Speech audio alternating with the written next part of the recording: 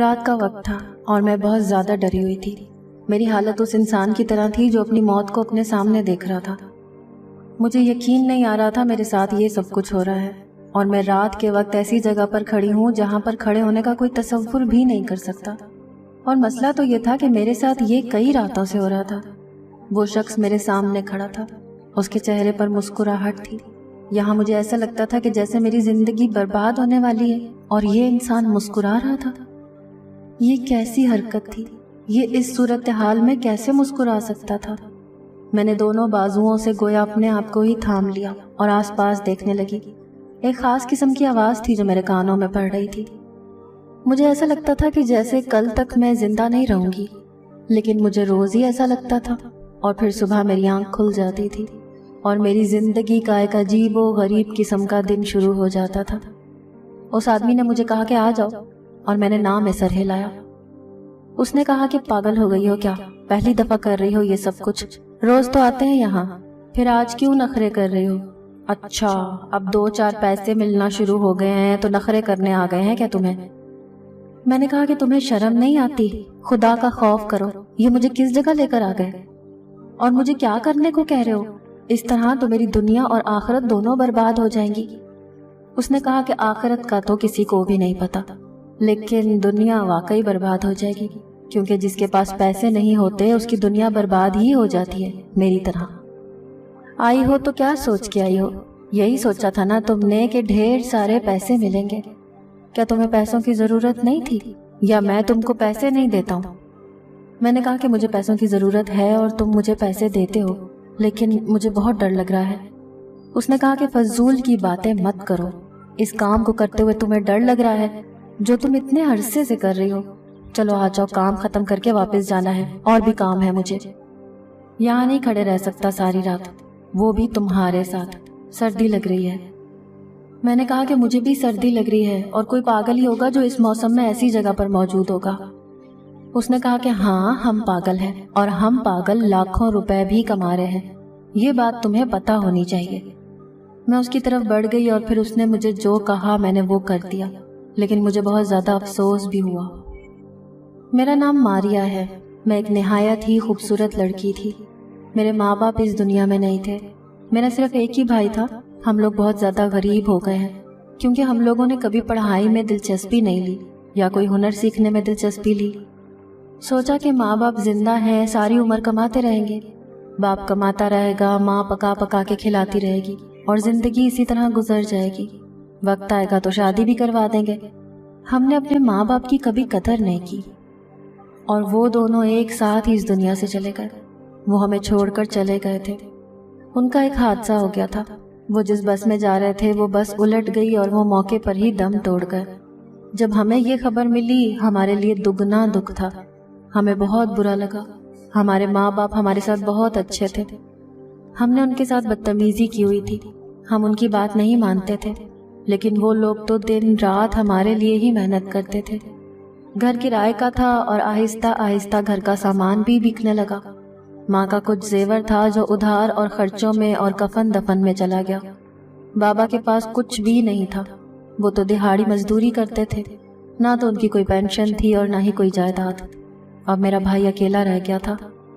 رشتہ دار ویسے ہی کسی قابل نہیں تھے، پر انہوں نے کہا کہ بھائی ہے نا، بہن کو سنبھال لے گا، جبکہ بھائی کو تو کچھ آتا ہی نہیں تھا۔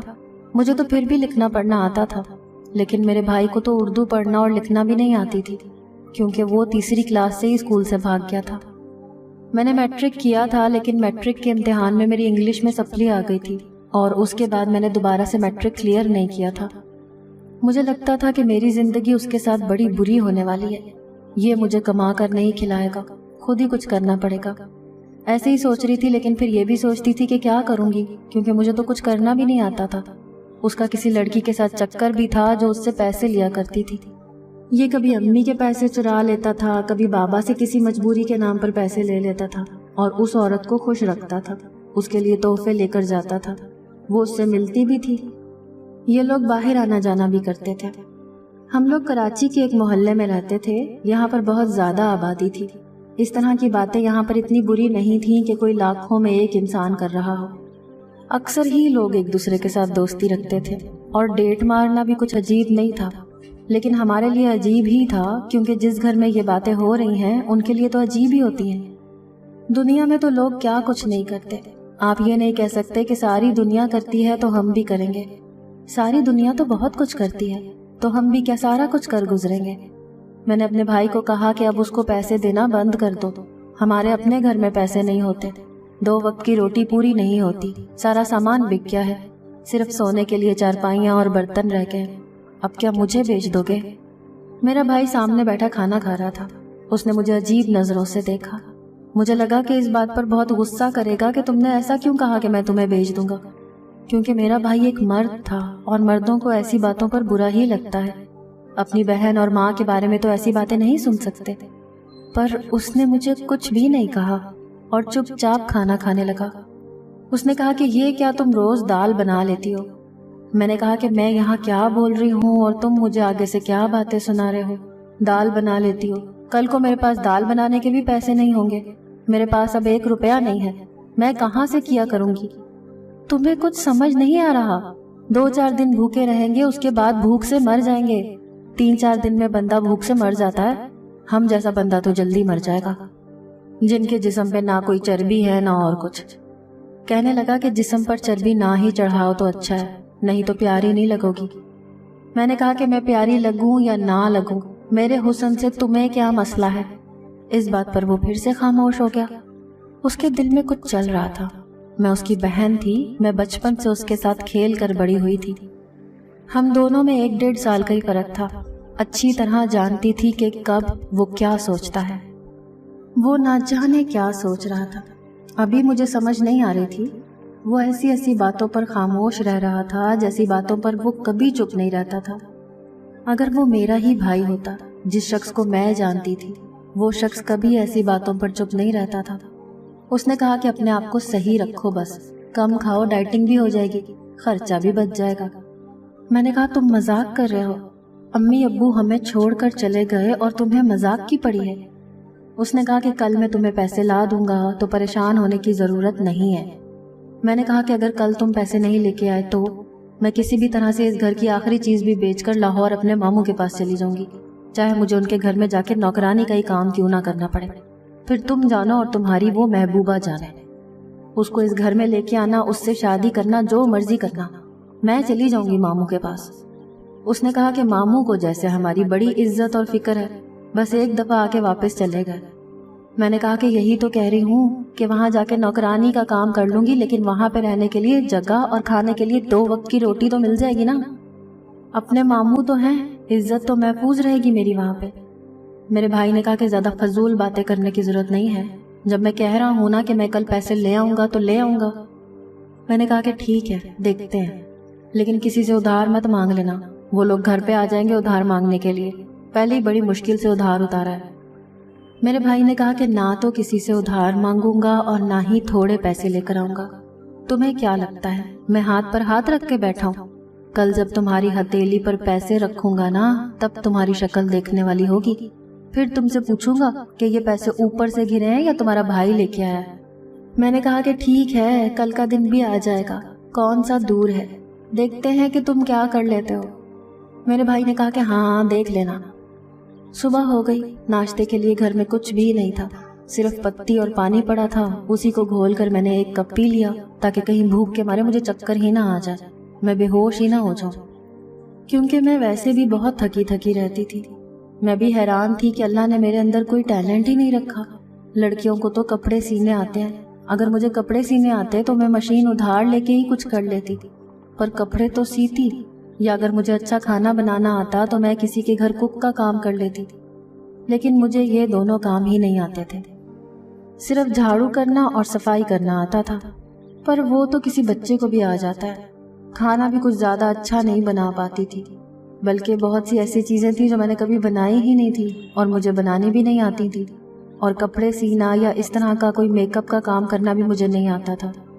یہی بیٹھی سوچ رہی تھی کہ اچانک قدموں تلے سے زمین نکل گئی جب میرے بھائی نے میری ہتھیلی کے اوپر پورے 20,000 روپے رکھ دیے۔ میں حیران رہ گئی۔ ایک پل کو تو بہت خوشی ہوئی، پر اگلے ہی پل میں نے اس کا چہرہ ناپنے لگی۔ میں نے کہا کہ چوری تو نہیں کی ہے کسی سے؟ تو کہنے لگا توبہ کرو، मैं क्या तुम्हें चोर लगता हूँ? क्या हो गया है तुम्हें? मैंने कहा कि फिर इतने सारे पैसे कहाँ से लेके आए हो? मुझे तो लगता है कि तुमने चोरी की है। उसने कहा कि ना करो मोहतरमा, मैंने कोई चोरी नहीं की है। ये पैसे हक हलाल के हैं, बल्कि अभी इनको हलाल करना बाकी है और तुम्हें मेरे साथ आना होगा, एक काम करना होगा। उसी काम के ये पैसे मिले हैं। मैंने कहा कि कैसा काम? उसने कहा कि वो तुम समझ जाओगी, अभी वो काम नहीं करना। अभी मैं तुम्हें जितने पैसे लाके दूं वो पैसे तुम संभाल कर अपने पास रखती रहना, किसी को भी मत बताना। थोड़े थोड़े पैसों से थोड़ी बहुत चीजें ले लेना, लेकिन मोहल्ले वालों को ना पता चले। ऐसे ही रहना कि जैसे हम गरीब हैं, थोड़ी सी दाल, थोड़े से चावल, इस तरह चीजें लेके आना। अगर तुम्हारा कुछ अच्छा खाने का दिल किया तो वो मैं रात को चोरी चोरी तुम्हारे लिए ले आऊंगा। मैंने कहा कि मुझे पूरी बात बताओ, मैं तुम्हारी अम्मी नहीं हूँ जो उनको तुम बेवकूफ बना सको। मुझे पूरी बात जाननी है, तुम्हें मुझे पूरी बात बतानी पड़ेगी।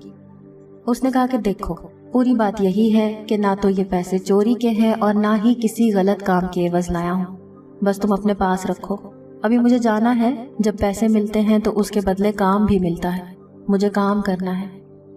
मैंने कहा कि ठीक है। मैं हैरान रह गई। मैंने उन पैसों में से 1000 रुपया निकाला और मोहल्ले की करियाने की दुकान पर चली गई। वहां जाकर मैंने थोड़ी सी दाल चावल और कुछ लवाजमात लिए और घर वापस आ गई और खाना पका दिया। खाना खाया तो दिल को सुकून आया।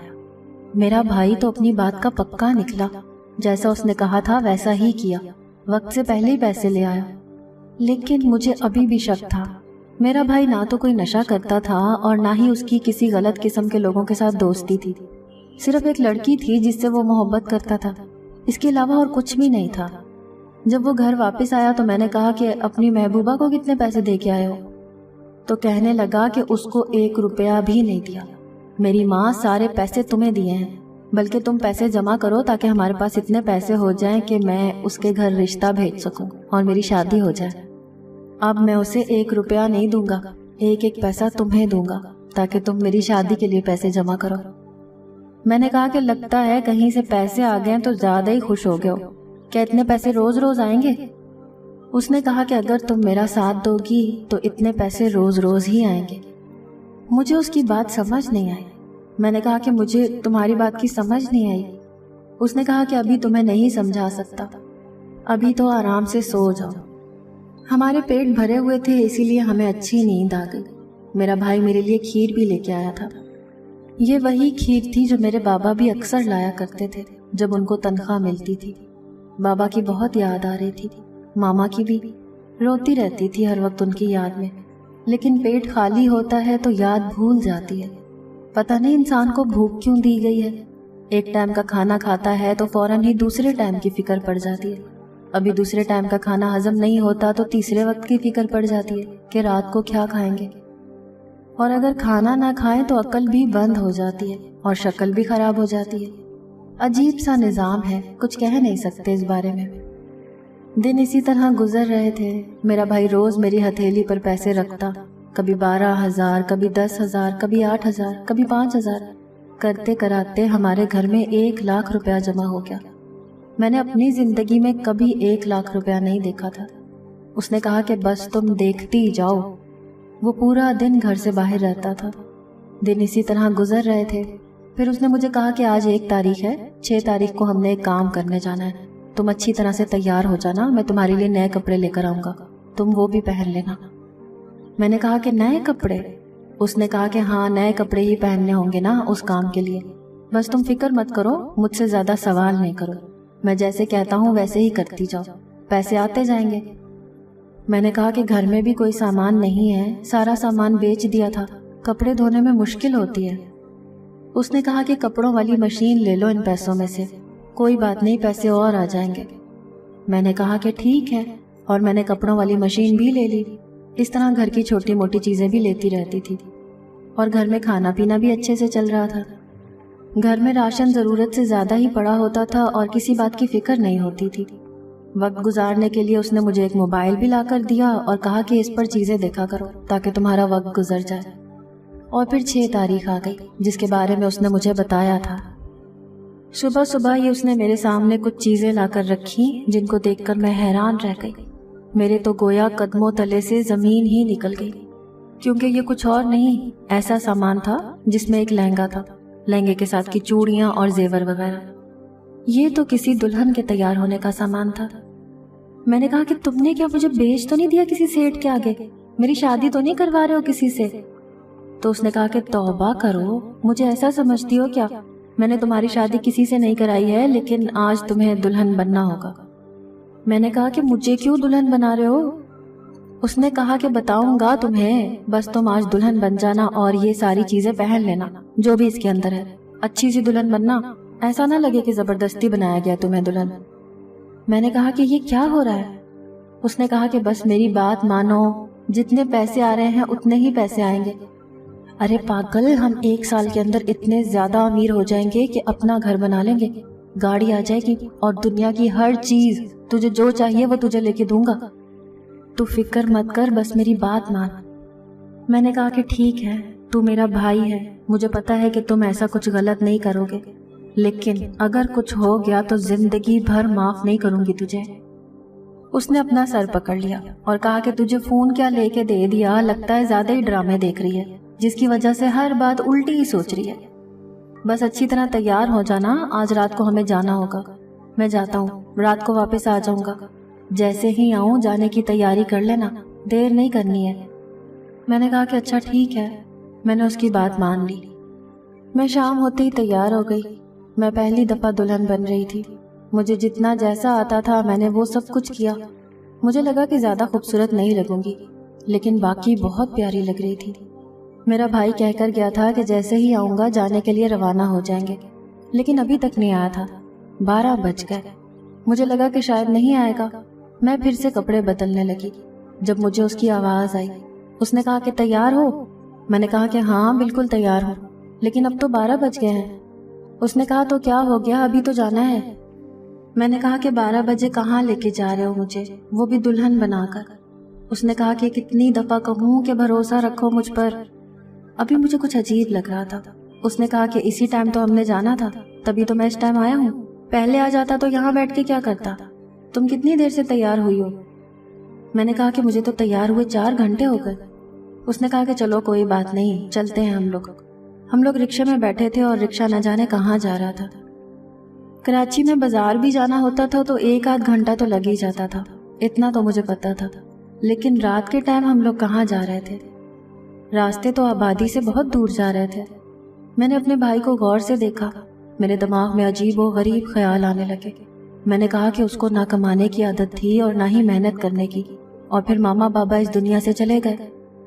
इसने एक लड़की से मोहब्बत कर रखी है जो इसको लूटती रहती है, हर वक्त ऐसी ऐसी फरमाइशें करती है जो ये पूरी भी नहीं कर पाता, लेकिन उन फरमाइशों को पूरा करने के लिए ये किसी भी हद तक चला जाता है। और अब मैंने भी आजकल इसका सर खाया हुआ है कि घर चलाओ और घर में पैसे लेके आओ। ये इस वक्त एक ऐसा आदमी है जिस पर कोई उल्टा काम करना बकौल इसके खुद के ऊपर वाजिब हो चुका है।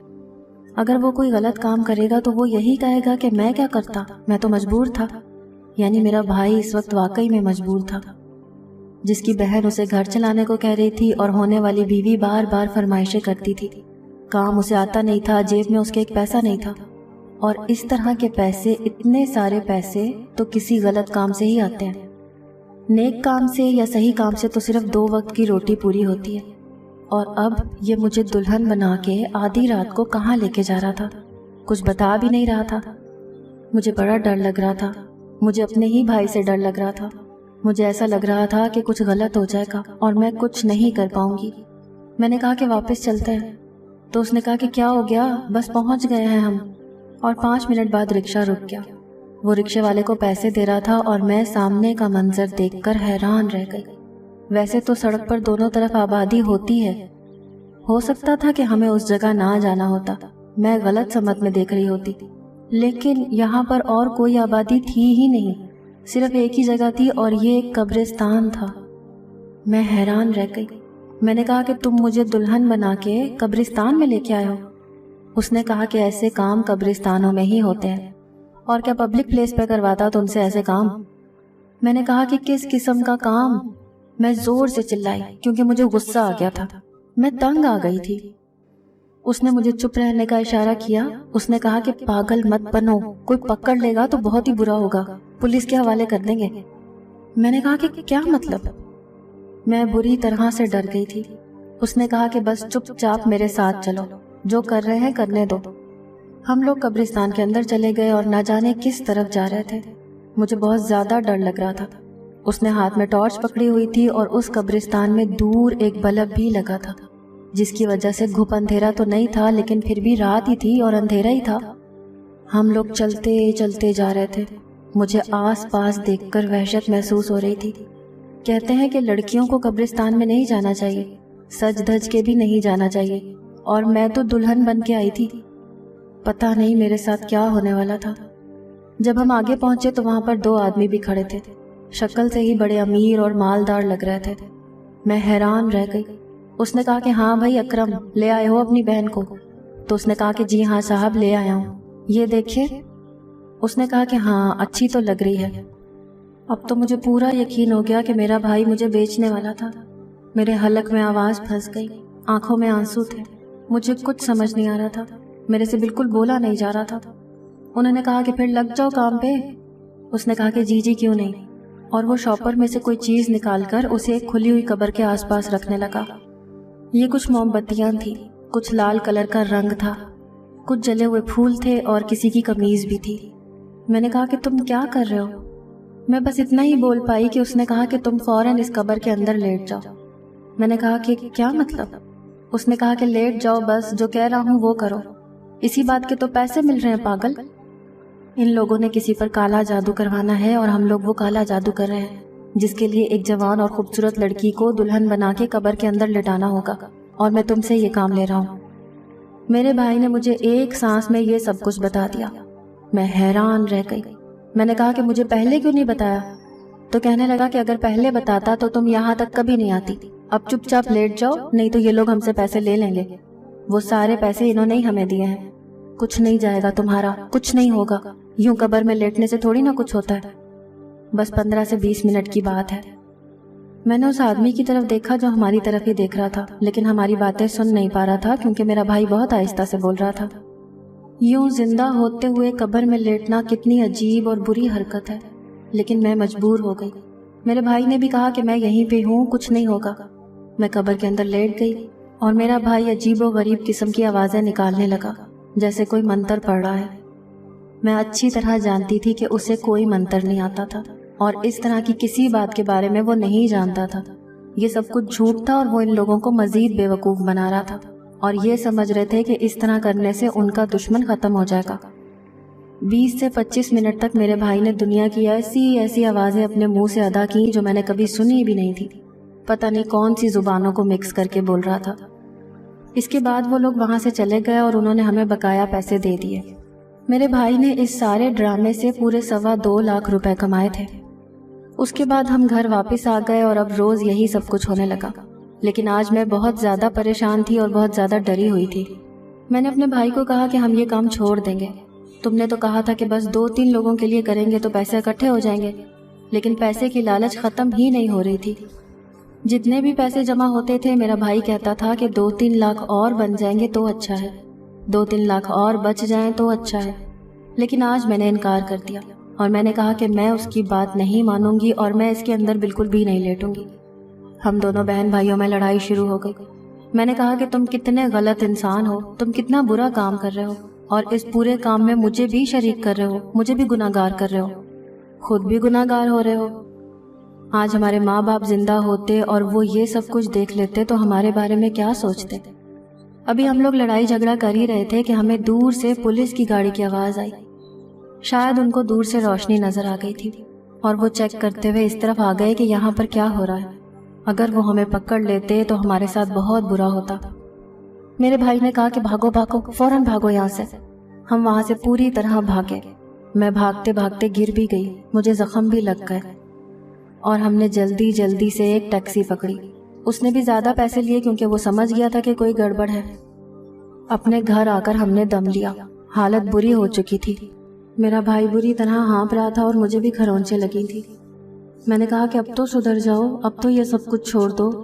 اس نے کہا کہ ٹھیک ہے، آج کے بعد یہ سب کچھ نہیں کریں گے۔ جتنے پیسے جمع ہو گئے ہیں وہی کافی ہیں، اسی سے کوئی کاروبار کریں گے۔ میں نے اپنے بھائی کو کہا کہ تمہارے کاروبار میں کبھی برکت نہیں آئے گی، تم نے وہ پیسے کس طرح سے کمائے ہیں؟ اس کا کہنا تھا کہ اور کوئی راستہ نہیں تھا میرے پاس۔ اس نے ایک کاروبار بنا لیا اور اب گھر میں روز کی آمدنی آنے لگی۔ اس نے اس لڑکی سے شادی بھی کر لی جس سے وہ بہت زیادہ محبت کرتا تھا، اور اب میرے لیے بھی کوئی رشتہ تلاش کر رہا ہے۔ مجھے نہیں پتا کہ اس نے صحیح کیا یا غلط، لیکن اب میں مزید اس کے ساتھ یہ سب کچھ نہیں کرنے والی تھی، اسی لیے میں نے انکار کر دیا، اور میرے بغیر وہ یہ کام نہیں کر سکتا تھا۔ پتہ نہیں یہ سب کچھ کیا تھا، لیکن جو بھی تھا ہماری زندگی میں آیا اور ہم نے اس کام کو کیا اور اس کے بعد ختم کر دیا۔ برائی تو ہم نے کی، لیکن اب ہم برائی نہیں کر رہے ہیں۔ اب اپنے حق حلال کے پیسے کما کر کھاتے ہیں، دکانداری چلاتے ہیں۔ اللہ ہمیں معاف کر دے اگر ہم سے کوئی غلطی ہوئی ہے تو، اللہ ہمیں معاف کر دے، ہم تو یہی کہہ سکتے ہیں۔